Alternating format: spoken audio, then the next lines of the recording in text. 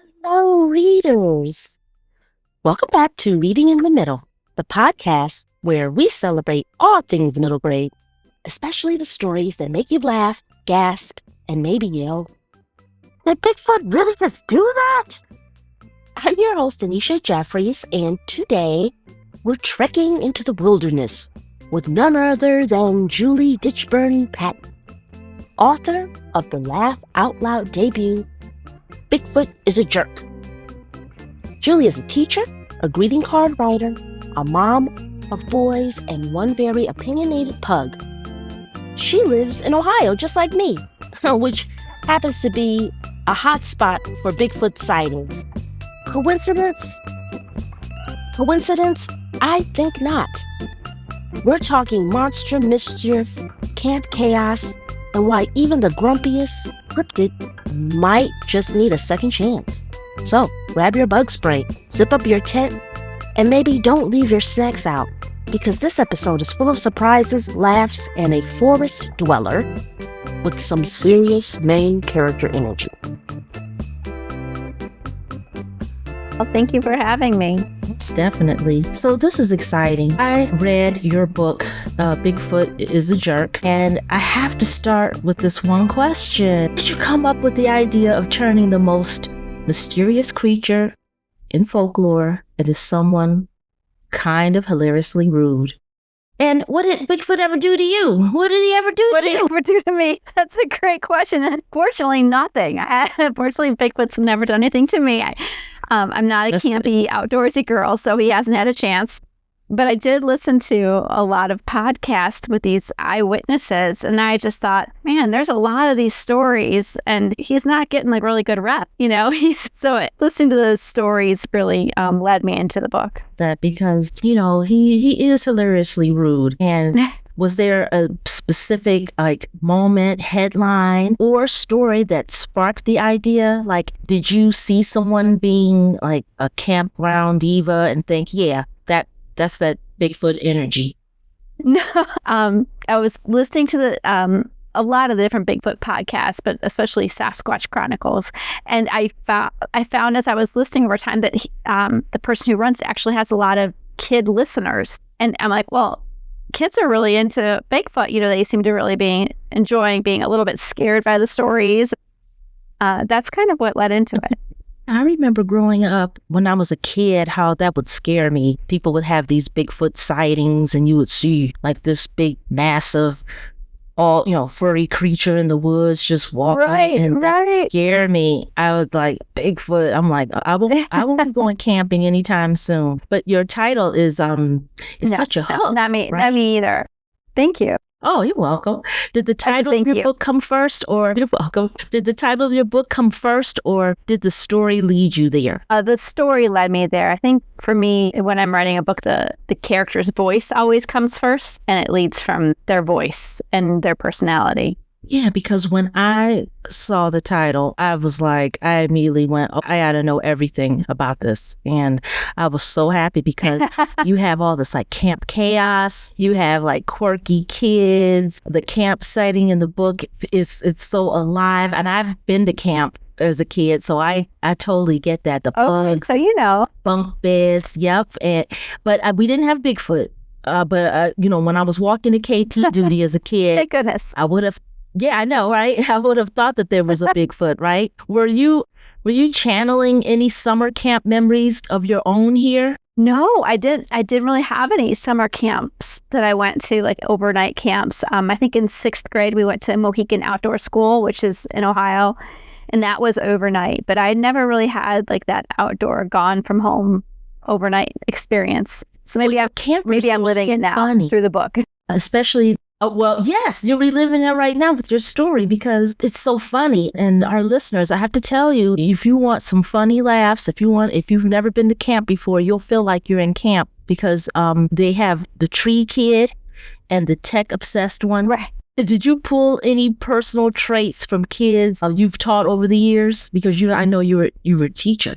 Yeah, I taught for 3 years, and I guess I did pull a lot of traits from different kids I've met over the years. You know, the impulsive ones and the ones who are addicted to their screens. I think all parents are fighting that with their kids right now. So I do that with my own, getting them away from the screens. Yeah, I'm fighting that too. Although I didn't grow up with the phone, I'm fighting that as well. But without giving anything away, can you describe Bigfoot's personality in 3 words? Territorial, aggressive, and rude. Sassy, right? Real sass. Yep.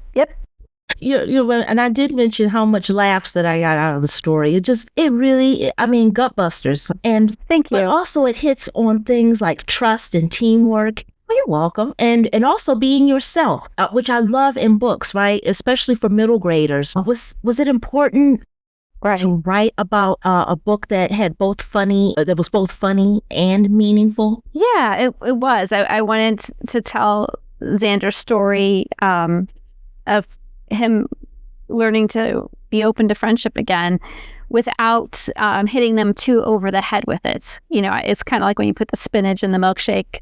I wanted them to go have that experience, have his growth, but have a really good time and some scares while he was going through it with him. Yeah, so let's talk about Zander. He's the new kid, not super into friendship at first, but there's more going on beneath the surface. What made you want to tell a story from his point of view? I think I'm always drawn to writing boy characters. I think because I have 3 boys, and I thought his was an interesting perspective. He was really ready to be done with trying to make friends, and he was not interested in being a part of any group activities. And here he is with all these kids, and they're suddenly in a position where being friends, or at least counting on each other, is what's going to help them survive. And so it was interesting to explore how each of the kids reacted in that situation and how they learned to work with each other.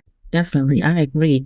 This is your first novel for children. Is this your debut novel? It is. Awesome. And you've written everything from blog posts to greeting cards. Was writing this book anything like that, or was that a whole new adventure for you? Well, it was a whole new adventure for sure. But the other things informed it. I think that working on greeting cards and working in a creative business environment helped me. It always helps me when I'm editing. I'm all in when I'm writing, but when it comes to editing time, I'm not precious. So I'm willing to cut lines and characters that aren't serving the story anymore. Have you always wanted to write books for young people? I think I've always wanted to write. I think that when I came home from working in the greeting card industry, I was looking for an outlet, and I was always telling my boys stories. And so that became my creative outlet, was writing stories for kids that I thought they would enjoy. Well, I enjoy this, and I'm not a kid, but I know wonderful books, laugh out loud, fun, and like I said, I went to camp, so I can relate to a lot of what was going on, although that was many moons ago. But when you're writing, what kind of vibe do you have? Are we talking like a candlelit cabin in the woods, a chaotic kitchen table with snacks, or something totally different? So what kind of vibe are you doing what kind of mood is it when you're writing? It's usually a candle. I have a little office in the basement, but I don't really use it that often. I'm usually upstairs at this kitchen table, a candle and lots of snacks, and sometimes music without words. It just depends on the day. Nice. So was there a scene or a line in the book that made you laugh out loud while writing it? Come on, give us a peek behind the curtain. I don't know. And let me think. I really love the scene where Maisha said Zander tells Maisha that he'll go and look for another character, that he'll be fine on his own. And she says, why? Because you're a boy or because you're an idiot? And the other character says, both. Because she had already said she would go, but he said, no, I'll go. So she just has this moment of, because you're a boy, you can go. So that was one of my favorite lines. That's so funny. Love that. So I have some quick questions for you. So if you had to go camping with Bigfoot from your book, what 3 things are you bringing to survive? Gosh, a helicopter so I can fly out. And a helicopter and a pilot. Or, I would probably want to have a phone so I could get a blurry picture like everyone else, a nice blurry picture of him. And blurry photo. Maybe some app, right? And maybe some snacks so I could at least get a head start. I know they like people food from what I hear. Well, from what I hear, they like people food. So maybe some good snacks so I could set out and then I could get a head start. Absolutely. I agree. That sounds great. Have you received any feedback from young readers regarding Bigfoot Is a Jerk? I have a friend that I met through Literary Cleveland, which is a writing organization in Cleveland, and we took a class together, and she's a teacher, and she invited me into her classroom of 3rd and 4th graders, and so they read some of the early chapters and gave feedback, and it was wonderful to have and encouraging to have them on board and giving me some feedback. Yeah, because I would love to hear, I already know I love the book. Now I want to hear how young people, how they gravitate, because they, the jokes in there, the laughs, the relationships with all of the characters in there is just really authentic. And you can tell that, you've been able to listen to those conversations between young people. And you have 3 boys, right? So I do, yeah. Yes, so you get to hear all of that, right? Eavesdropping on the conversations and right. Things they may not think it's funny, but may be funny to you. Have your sons been camping at all? No, we're not big campers, but they love fishing, so they love going out, the outdoors. Now, if Bigfoot joined a middle school, what would his superlative be in the yearbook? Wow. Least likely to be seen, maybe, or hairiest, maybe something along those lines. Maybe hairiest. I like that. Most likely to photobomb your hike, maybe. Right. So, do you have plans for a sequel that's coming up after Bigfoot Is a Unicorn? Like maybe Unicorn is a diva or Mothman is moody, something like that. What though? Yeah, right. Well, Mothman, and he's coming somewhere. I'm going to get him in there somewhere. But I think the next one is Alien Babies Bite. So I think it's aliens. Yeah. Zander's going to go to. I would love. He's going to go to his new home, and it's going to get a little stranger.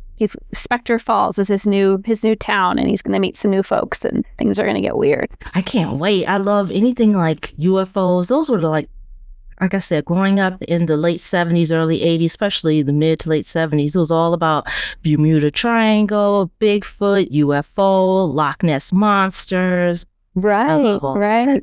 Me too.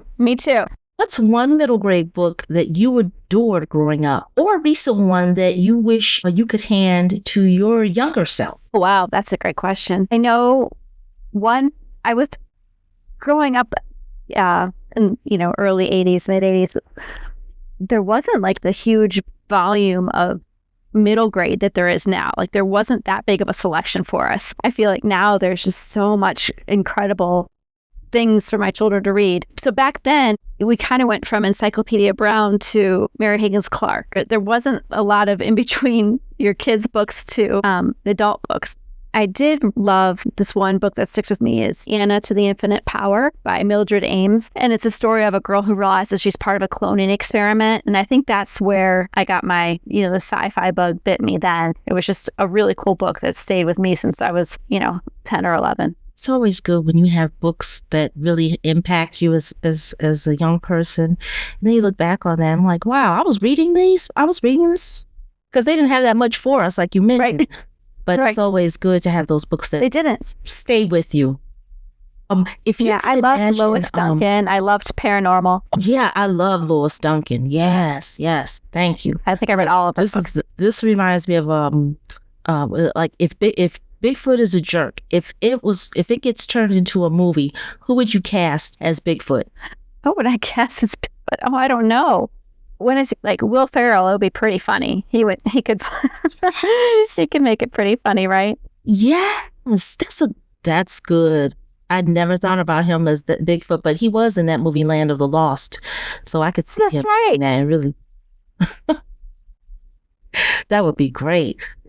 My next question is, if you could spend one day with Bigfoot, what would you do? And what rules would you set? These are all great questions. What would we do? I think a hike, obviously. We'd start off with a hike and then maybe scaring some people. They're the stories I've heard, they're very quiet, and I'd want to learn how are we sneaking up on all these people? And yeah, I think, they're also, the stories that I've heard, they're also like stealing chickens and those sorts of things. So I guess I'd be wanting to learn some of his tricks and how he manages to do these things unseen. Yes, and how does he walk so slow and yet no one can really get a clear picture because he's not running or anything. Everything's blurry. Right.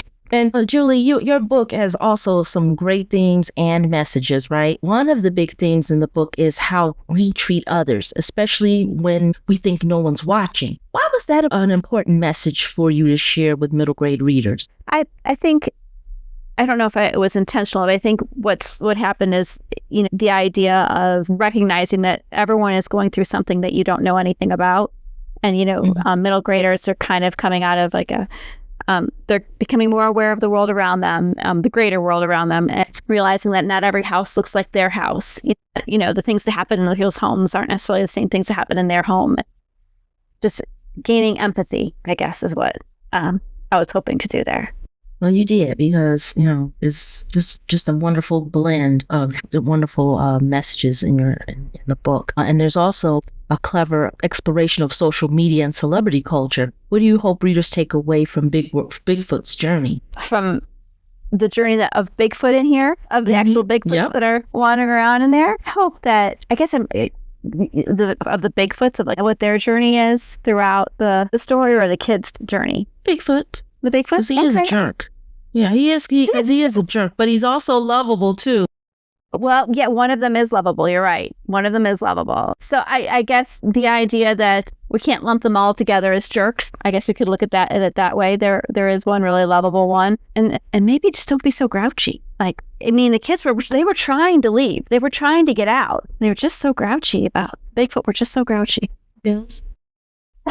Come down.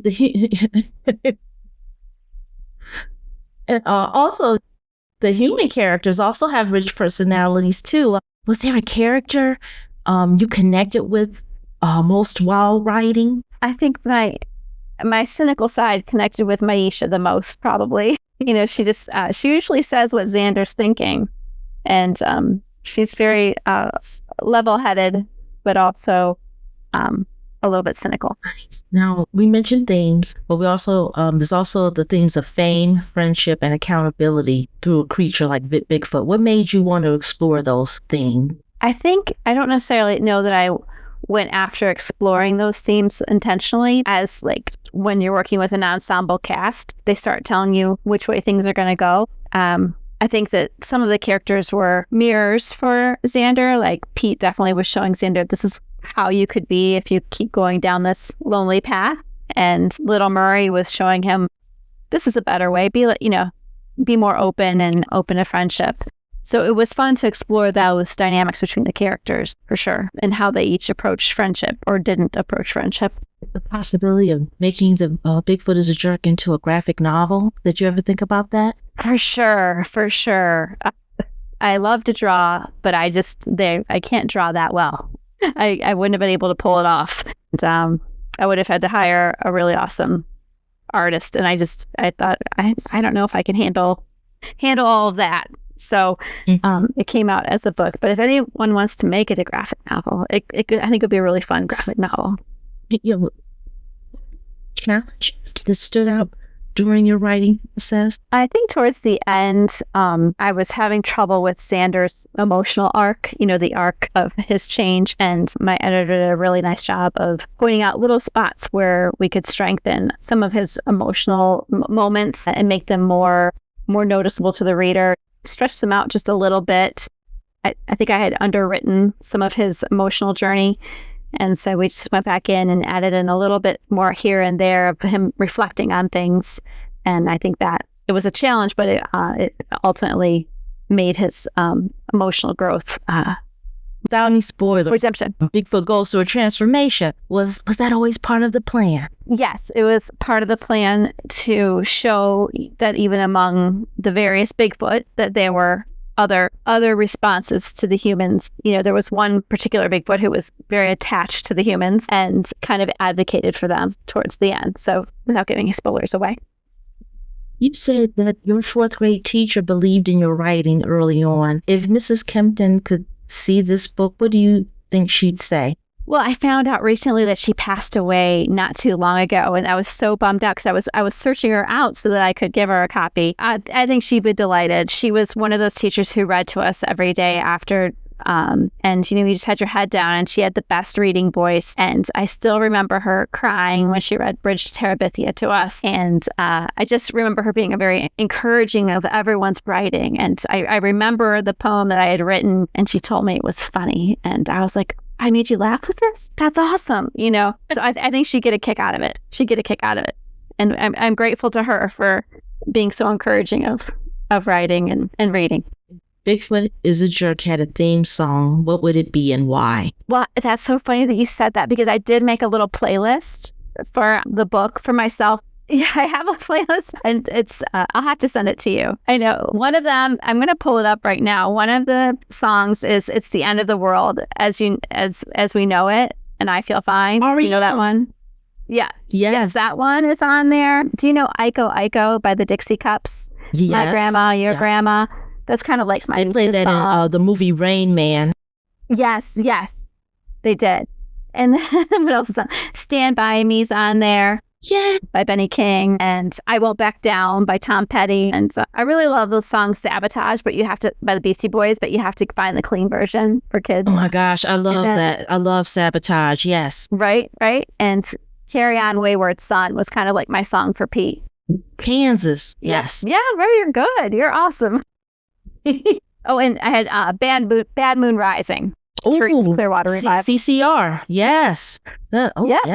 That's a wonderful playlist. It's all mixed in. Got the 60s, the mix. Got the 60s, the 80s, 90s in there. I like that. Right. Okay, you will have to send that to me. Please do. I will. So I wanted to ask you also, and I always keep mentioning Bigfoot, but I have to. What would Bigfoot's dream job be besides being famous? I'm guessing not a librarian. Not a librarian. I think private detective. Yeah. Yeah, because he's kind of stealthy. He's kind of stealthy. Yep. I get that. Yeah, I like that. I agree. Julie, is there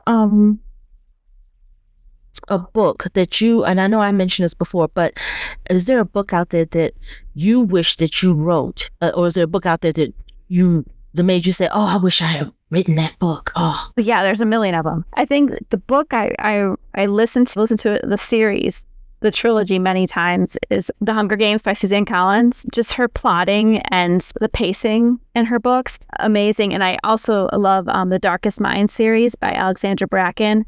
And they're both YA titles, but the pacing and the fight scenes and somehow the way they write always gets me ready to sit down and write some of the more adventurous scenes.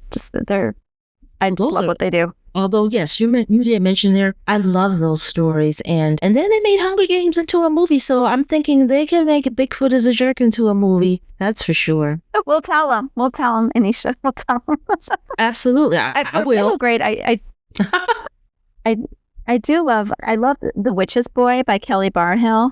That's more middle grade. I don't know.